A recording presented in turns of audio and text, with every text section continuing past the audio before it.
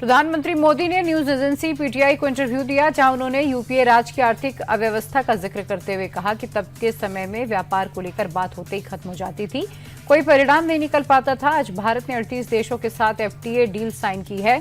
America के साथ trade deal से युवाओं के लिए मौकों की बहार है। राजनीतिक अस्थिरता के चलते निवेशकों का भरोसा बढ़ा है। साल 2026 के सबसे पहले इंटरव्यू में नरेंद्र मोदी ने भारत की बढ़ती आर्थिक ताकत का जिक्र किया और कहा कि आज हम दुनिया के सामने डिजिटल लीडर बनकर उभरे हैं। ये सब सही दिशा में किए गए बदलावों का नतीजा है। हमारे यूपीआई सिस्टम को कई देशों ने अपनाया। पीएम ने प्राइवेट सेक्टर से बेझिझक रिसर्च पर इन्वेस्ट करने की अपील की।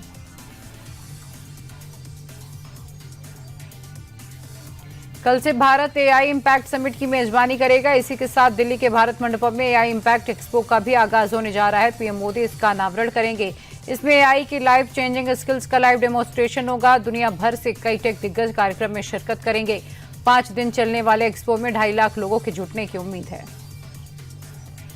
अमेरिका से ट्रेड डील को लेकर राहुल गांधी ने एक बार फिर सरकार पर हमला बोला। डील को किसानों से विश्वासघात बताते हुए राहुल ने प्रधानमंत्री मोदी से 5 सवाल पूछे। राहुल के सवालों का जवाब गृह मंत्री अमित शाह ने दिया। गुजरात पहुंचे अमित शाह ने कहा कि राहुल झूठ बोलकर किसानों को गुमराह कर रहे हैं। डील में किसानों का हित पूरी तरह सुरक्षित है। अमित शाह ने राहुल को बीजेपी युवा मोर्चा के अध्यक्ष के साथ ओपन डिबेट का चैलेंज भी दिया। बांग्लादेश में तारिक रहमान के शपथ समारोह में पीएम मोदी नहीं जाएंगे। उनकी जगह लोकसभा स्पीकर ओम बिरला समारोह का हिस्सा बनेंगे। ओम बिरला के साथ विदेश सचिव विक्रम मिस्री भी मौजूद रहेंगे। आपको बता दें कि कल से एआई इम्पैक्ट समिट शुरू हो रहा है और इसी के चलते पीएम मोदी भारत में ही रहेंगे। ये भी बता दें आपको कि 17 फरवरी को तारिक रहमान बांग्लादेश के नए पीएम के तौर पर शपथ लेंगे। एसआईआर को लेकर एक बार फिर से सपा प्रमुख अखिलेश यादव ने बीजेपी और चुनाव आयोग पर निशाना साधा। अखिलेश ने कहा कि बीजेपी और चुनाव आयोग एक ही है। उन्होंने कहा कि टारगेट करके पीडी और मुस्लिम वोटर के नाम काटे जा रहे हैं। इससे ये साफ है कि सरकार, प्रशासन और चुनाव आयोग ये तीनों मिले हैं।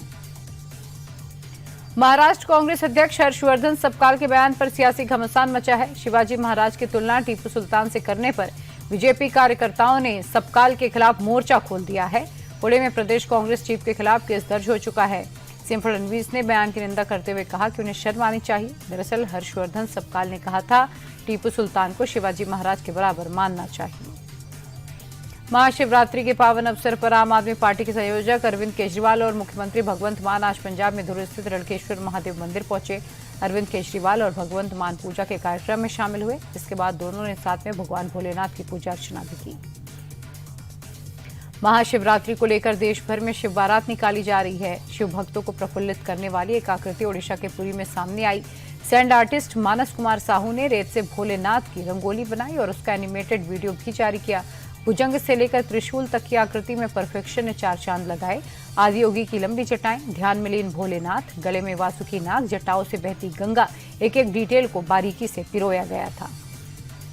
एमपी के छतरपुर में बागेश्वर धाम में महाशिवरात्रि के अवसर पर सामूहिक विवाह का आयोजन किया गया। 305 जोड़े एक साथ शादी के बंधन में बंधे। इस दौरान पंडित धीरेन्द्र शास्त्री ने सभी जोड़ों से मुलाकात की। सामूहिक विवाह समारोह में एक नेपाली जोड़ा भी शादी कर रहा था। नेपाली और भारतीय दोनों रीति रिवाजों से रस्में हुई, जिसमें दोनों तरफ के पुजारी रहे। नेपाल से आए 50 बाराती भी इस विवाह के साक्षी बने। लखनऊ पुलिस और क्राइम ब्रांच की बड़ी कामयाबी सामने आई। पुलिस ने एटीएम कार्ड स्वैपिंग गैंग का खुलासा करते हुए 2 शातिर बदमाशों को दबोच लिया है। गिरफ्तार आरोपियों के नाम शहबान और दिलशाद हैं। इनके पास 181 एटीएम कार्ड, 2 मोबाइल फोन, 2,500 रुपए कैश बरामद हुए हैं। जांच में सामने आया है कि गिरोह अब तक 30 लाख से अधिक की ठगी कर चुका है। यूपी के संभल की मुस्लिम महिला तमन्ना मलिक ने भोले बाबा के प्रति आस्था की एक नई मिसाल पेश की है।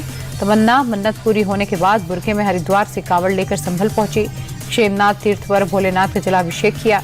संभल पहुंचने पर पुलिस और प्रशासन ने तमन्ना को सुरक्षा दी। सैकड़ों श्रद्धालुओं ने फूल बरसाकर स्वागत किया। तमन्ना ने गांव के ही प्रेमी से शादी के लिए भगवान शिव से मन्नत मांगी थी। देश की सबसे बड़ी एयरलाइन इंडिगो बड़े पैमाने पर पायलटों की भर्ती करने की तैयारी में है। कंपनी 1000 से ज्यादा पायलट की भर्ती करेगी। ये भारतीय विमानन क्षेत्र में किसी भी एयरलाइन द्वारा की जाने वाली सबसे बड़ी भर्ती मुहिम में से एक है। कंपनी ने यह फैसला पिछले साल दिसंबर में कैंसिल हुई उड़ानों के बाद लिया, जब क्रू की कमी के कारण महज 7 दिनों में 5000 से अधिक उड़ानें रद्द करनी पड़ी थी। सड़क हादसे के पीड़ितों को आपातकालीन चिकित्सा उपलब्ध कराने के उद्देश्य से केंद्र सरकार ने पीएम राहत योजना शुरू की है। इसके तहत सड़क दुर्घटना पीड़ितों को 1.5 लाख रुपए तक का कैशलेस उपचार मिलेगा। भारत में हर साल सड़क दुर्घटनाओं में बड़ी मौतें होती हैं। सड़क परिवहन मंत्रालय ने एक स्टडी का हवाला देते हुए कहा कि अगर पीड़ितों को सड़क हादसे के पहले घंटे के भीतर अस्पताल में भर्ती कराया जाए तो सड़क हादसे में होने वाली लगभग 50% मौतों को रोका जा सकता है।